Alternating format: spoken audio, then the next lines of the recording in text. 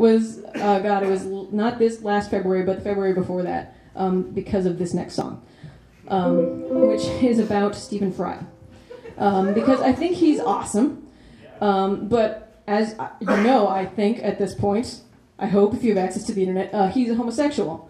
And so he can't, like, accidentally have babies the way that heterosexual men can. And I think that's sad. It's kind of like this reverse Darwin Award situation. Like, I want him to be in the gene pool and continue in generations to come. And so, you know, I think I'm a viable candidate to help him out with this. And so this song is called An Open Letter to Stephen Fry.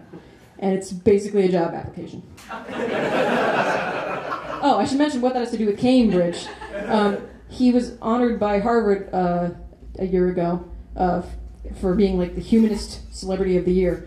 And so a week before he was supposed to be there, the chaplain emails me and says, "Hey, by the way, we saw your song about Stephen Fry. Would you like to sing it to him?" And I was like, "Yes!" And so then, like, 3 days later, I was on a plane, and I was singing the song to Stephen Fry's face, and he turned super purple, and it was adorable. If you visit my merch thing over there, I have a QR code at the bottom of my iPad. You can check out the video. It's pretty sweet. So the song's called An Open Letter to Stephen Fry. Who else?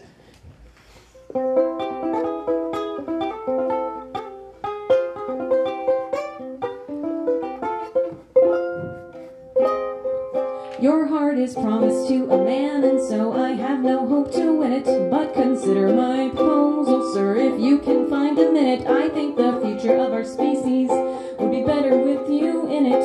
I know you have your problems, and maybe I have mine, but you should leave someone to carry on when you have turned to dust and plant your genome in an infant, sir. I think it's only just, and you would need someone to bear this child, a woman you can trust. I'll put my body on the line, Mr. Stephen Fry. I see no reason why you wouldn't want someday maybe to let me have your baby. You would be amazed what science does these days. So think it over and send along your seed.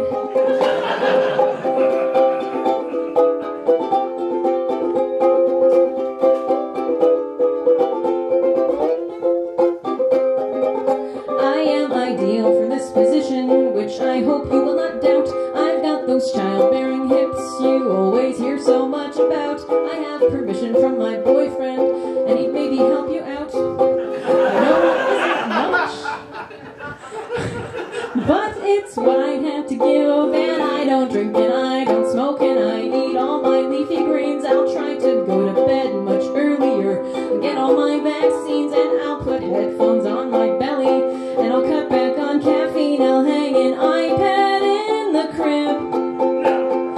Mr. Stephen Fry, I see no reason why you wouldn't think it worthwhile to let me bear your child. And I'm in my prime, so you've got loads of time. So when you're ready, send along your seed. You deserve to reproduce, and I was built to procreate. Hope my womb can be of use, so think it over, I can wait. And one day if you're sure of it, then I could be your surrogate.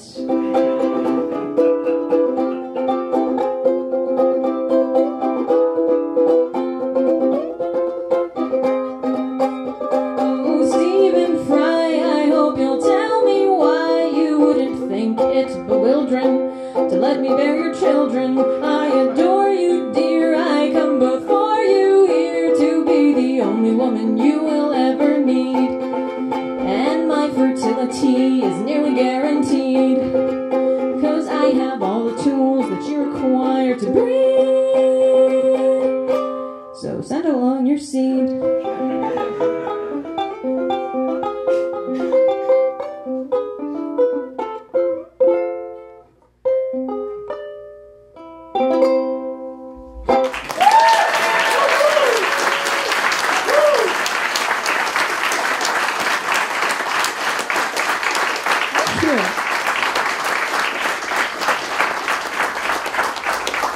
Thank you very much. He said no.